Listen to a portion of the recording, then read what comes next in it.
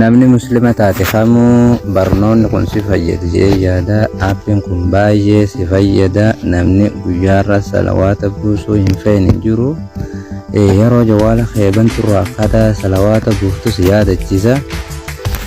Sanumaafuu aappii kana buufadhaa itti fayyadama. Amma dhuma barnootaatti nafaana tura. Aappii bilaastorii keessaa argattan bilaastorii asiin gasseentu kuno gubbaarratti al-shaafii hajuu kana ni barreessitu inni kuno kana eegaa isin gabbuufattee booda kallattumaan asiin hokkeen goota Allah goota.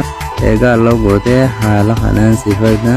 Haala kanaan eegaa inni siifane booda waan kana isaan lamaan kana on gootee bantaa fi kanammoo bakkatti jalaa tana bakka kuno ka wannaa kana bakka kana gadi as keessa gaddooftee kuno waa hedduu sirra siifida. Mee walumaan haa dhageeffannu.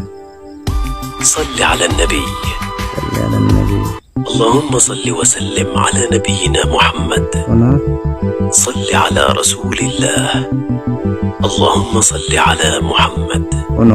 قيسني تهرتي رايتي جلانا كسر الدكتور خلاص يبغى درتي جرامي جرا يفيد ما